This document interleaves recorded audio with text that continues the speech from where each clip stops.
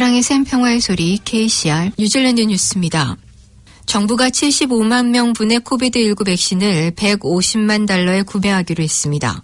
이 계약은 모든 임상실험을 성공적으로 마치고 뉴질랜드 법적 승인을 통과하는 조건으로 화이자와 바이오엔테크사의 백신 구매를 허가하는 것입니다.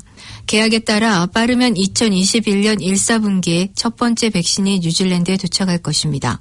또한 정부는 지난달 코우박스 패실리티사에 2,700만 달러의 백신 공급 계약을 체결해 다양한 공급처로부터 백신을 공급받을 수 있도록 했습니다. 누가 백신을 접종받을지는 아직 결정하지 않았지만 의료 공급과 체계에 6,630만 달러를 책정해 백신을 받는 즉시 코비드19 면역 프로그램을 시행할 준비를 갖출 것이라고 정부는 밝혔습니다. 하트랜드뱅크는 일반 주택 융자에 연 2%가 안 되는 이자율을 제시하면서 가장 낮은 금리를 유지하고 있습니다. 하트랜드뱅크는 1년 고정금리를 1.99%로 광고하고 있으며 2년 고정은 2.35%, 3년 고정은 2.45%, 그리고 플로링 변동금리는 2.95%로 정해졌다고 전했습니다. 뉴질랜드 금융 역사상 2% 미만의 대출금리가 정해진 것은 이번이 처음입니다. 지금까지 가장 낮은 금리는 SBS뱅크가 18개월 또는 2년, 3년 고정금리로 2.49%였으며 ANZ과 ASB, BNZ 등 대형은행들은 가장 낮은 금리로 1년 고정 2.55%로 나타났습니다.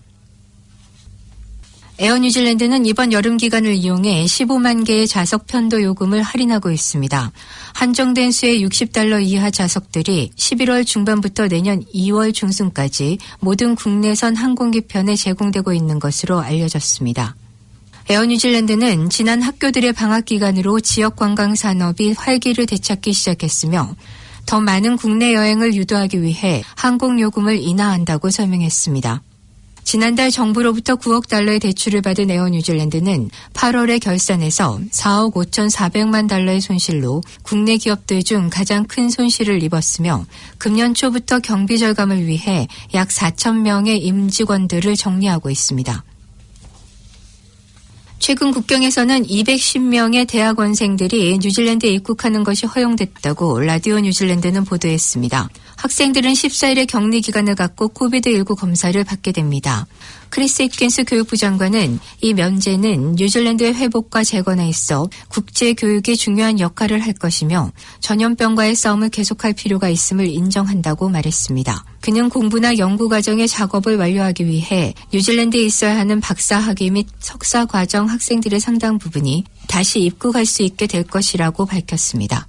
현재 약 1,400명의 사람들이 필수 또는 중요한 업무와 같은 이유로 이미 면제를 받고 있습니다. 국경 면제를 받은 학생들은 2020년 11월에 첫 번째로 도착하고 나머지 대부분은 새해에 도착할 것으로 알려졌습니다. 네이피어 지역에서 야생의 작은 블루 펭귄들을 안고 사진을 찍으면 최고 10만 달러의 벌금을 물게 됩니다.